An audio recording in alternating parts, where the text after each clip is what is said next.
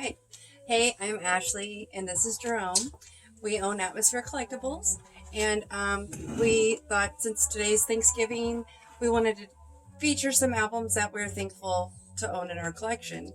Some of these we may have already shown in our last flip video of Keepers, or we might have posted about them before in the Southern Indiana Vinyl Collectors Facebook group that we started about 4 years ago.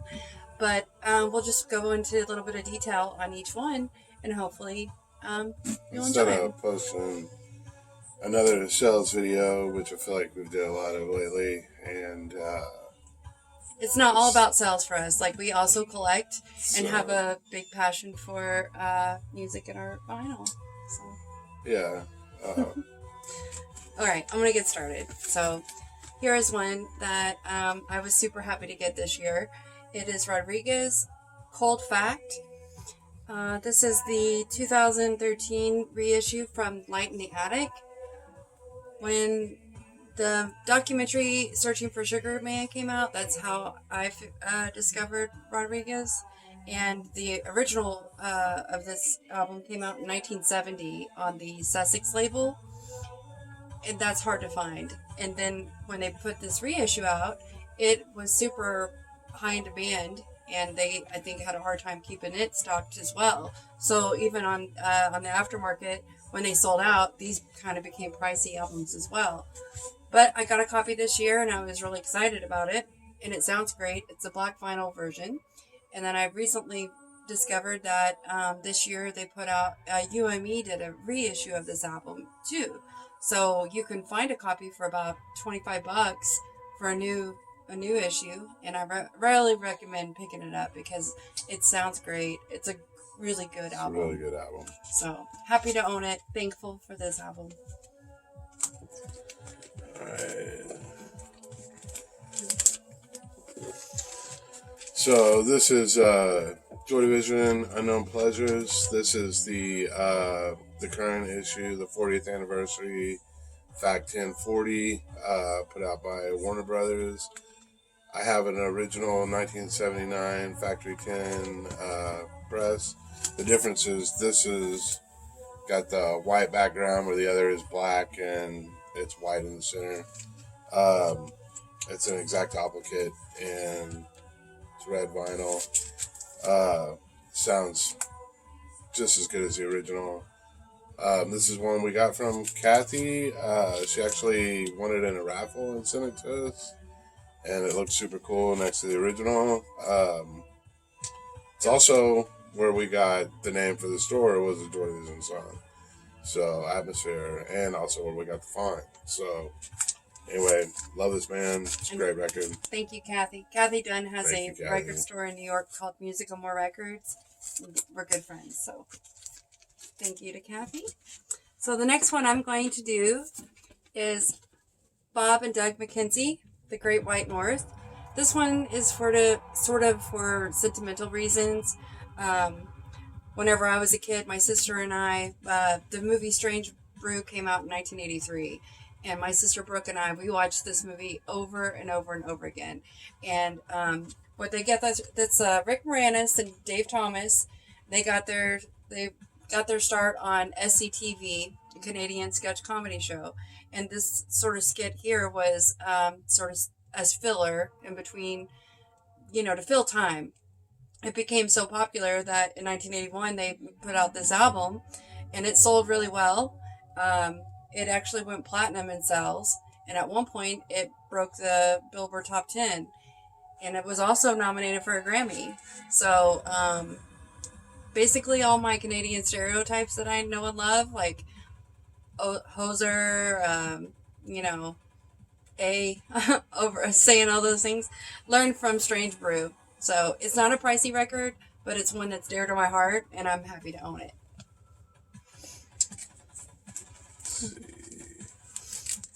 It's another one of my favorite bands. This is Napalm Death. Our Pain is Their Pleasure. Or Their Power, I'm sorry.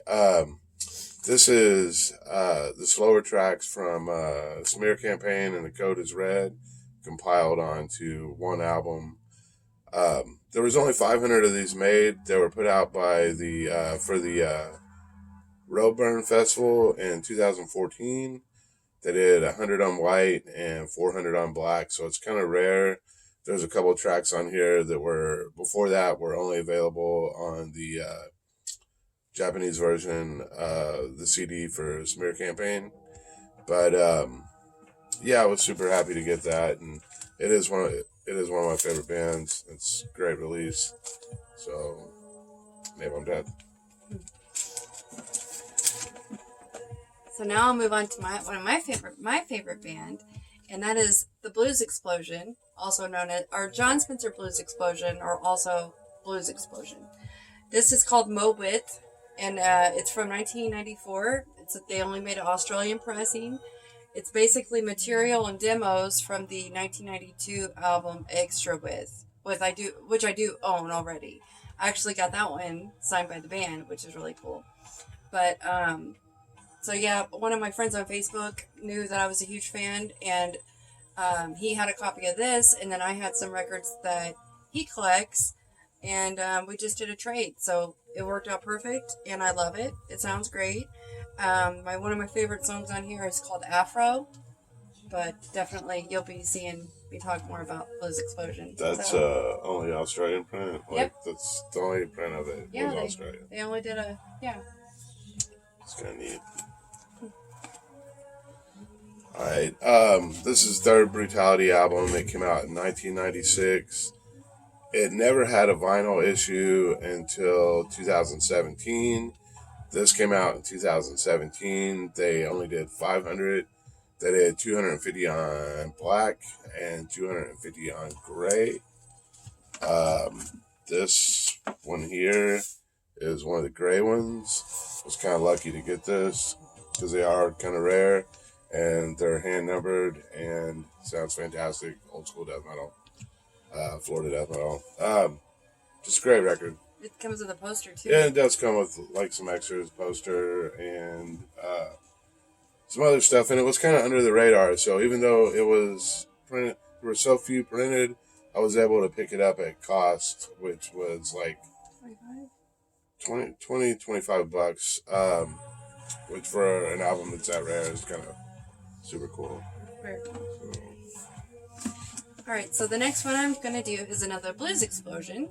This is Blues Explosion Acme. It came out in 1998. They only did a U.S. press and a U.K. press, but this one is the U.S. press. And it came up locally, and one of my friends on Facebook saw another store had it and tagged me because he knows how big of a fan I am.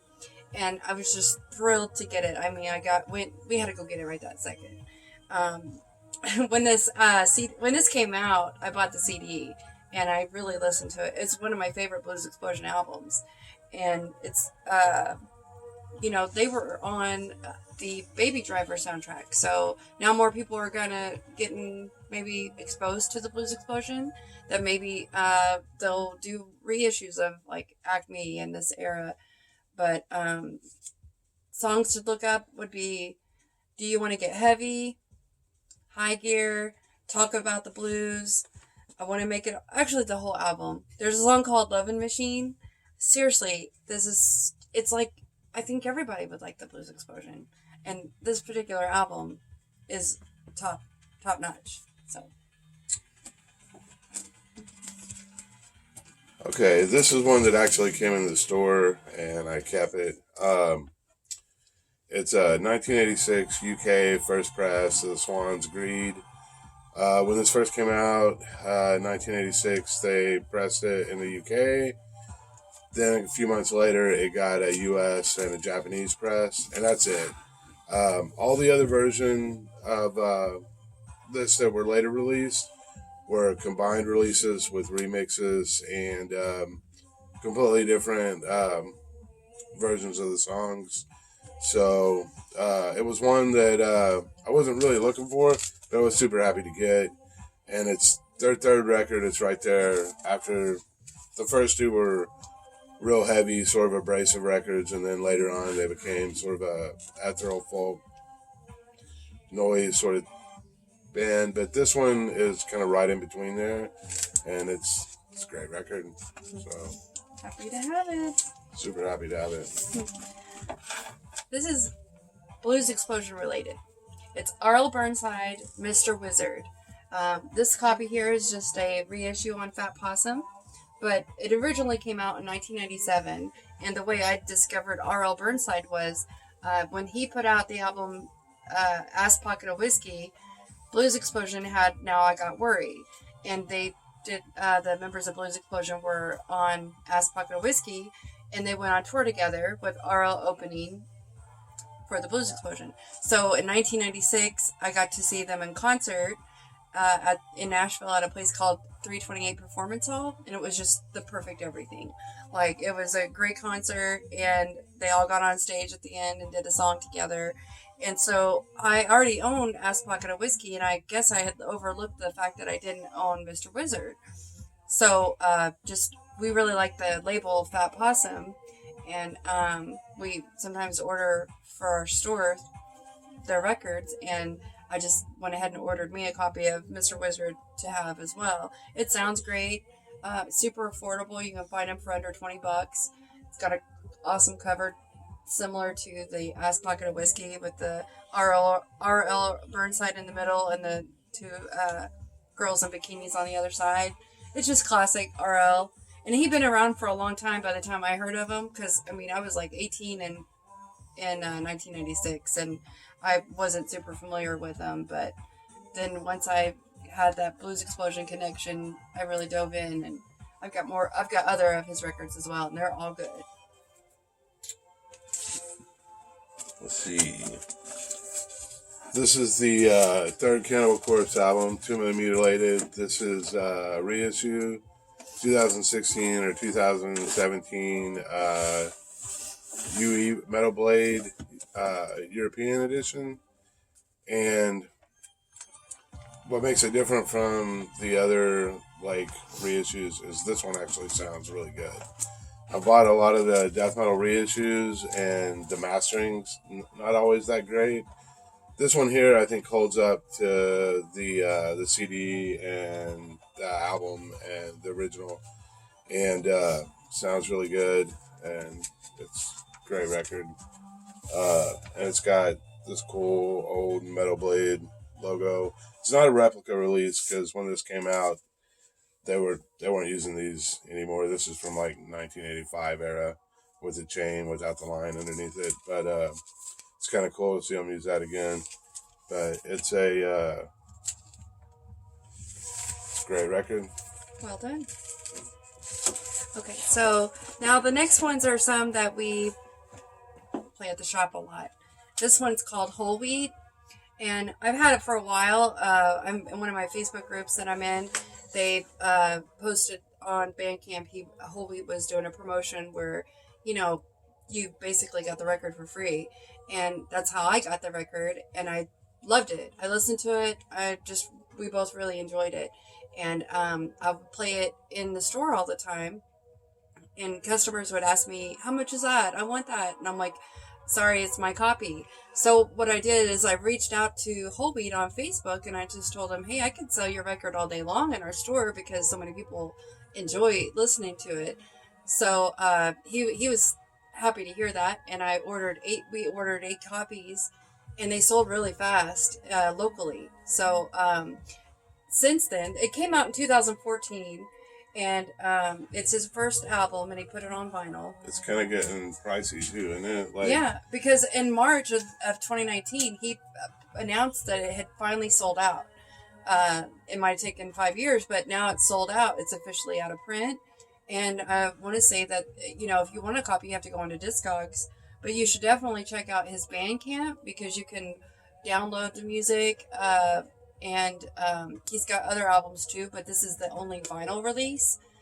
But it's, if you like lo-fi, indie type of, if you like the sort of sounds similar to that, but he's got his own sound. Yeah, and it's he's just really, Nirvana, kind of monotonous vocals though, but it's a great record, and we were happy to have them. We were able to sell them super cheap. Yeah. And, now I think if you want to get a copy, they might be in the $30 range on Discogs.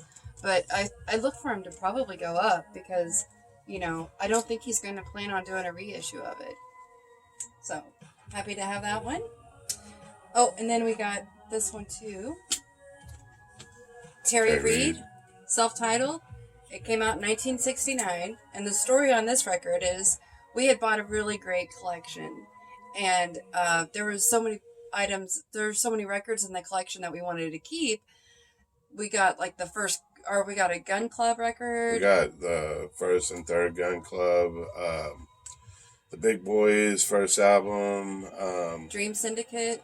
There was a lot of really great stuff, and we couldn't keep it all because obviously we have to sell them to make money to live. But this was one that I was really on the fence about, and we put it out for a month. We let it sit out here for like 30 days. I recommended it to people, and Nobody I play picked it up. And I mean, I told everybody, like, if you like the movie Devil's Rejects, there's like three songs of his, but it's from Seed of Memory. And this is Terry Reid's second album. But it's got Iron Lung, and it's a great record. Like, I couldn't believe nobody picked it up. I was super happy. I was kind of hoping nobody would buy it. Yeah, after we felt like we gave it a chance for the locals to pick up, and whenever they didn't take it, we decided to go ahead and keep it, even though we had already kept too much out of that collection. It's just something that Jerome's been doing this for a really long time, and he knows, like, when you don't see something very often, it's a true uncommon or rarity. You really don't see his records that often, like once in a great while, and you never see that one. So, but if you do see this out, buy it. You're going to love it. I mean, if you like, good psychedelic, folky, rock type music, I don't know a better way to describe it, but it's just really good. And then we got this.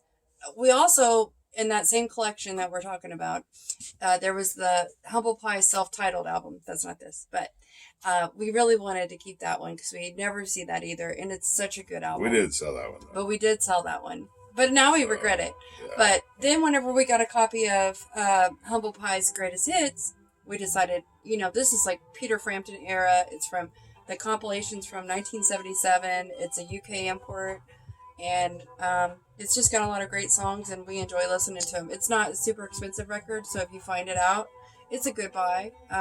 It is a comp, but it's a great record. Lots of great music. All Humble Pie is really good. Yeah.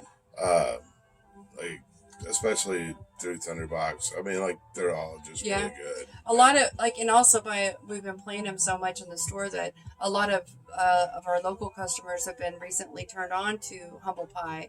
And, it's like, when we had that self-titled on the floor or whatever, they hadn't yet gone into them yet, but now that's definitely it's a big seller for us. I don't think we might have one Humble Pie left. No, we have like Street Rats. Street Rats. Yeah, we have some Humble Pie. It's a great record too.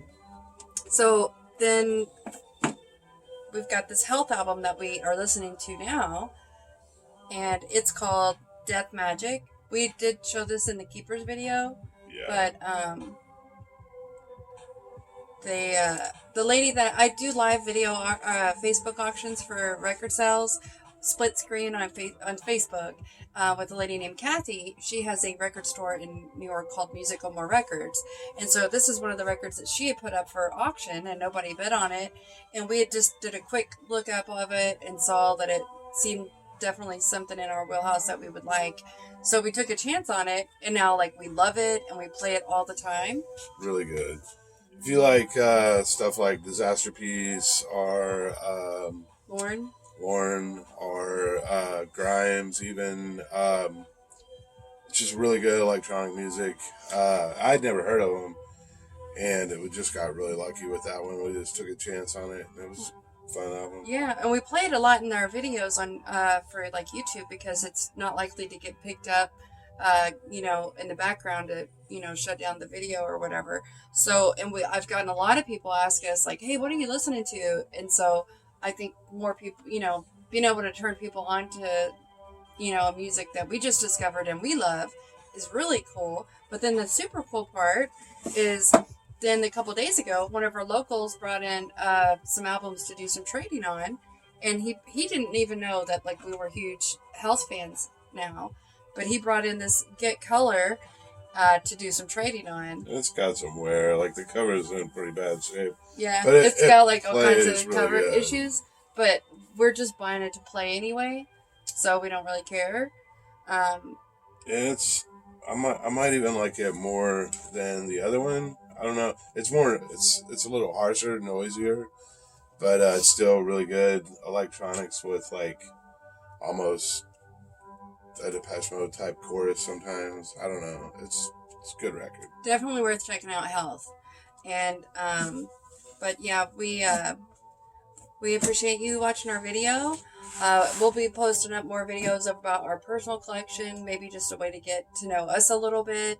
We've had we like kind of built up a vinyl community on Facebook for our region called Southern Indiana Vinyl Collectors, and we're just sort of incorporating our YouTube, as a part of our store to show new We're still stuff. gonna do like the sales posts, like the flip videos, so people know. Like we didn't do one tonight because we just decided we would do this instead because we've been pricing a lot of records and we're just tired of taking a holiday. Yeah. So so hope everybody enjoys their Thanksgiving and good luck tomorrow for Record Store Day and Black Friday sales. And until next time.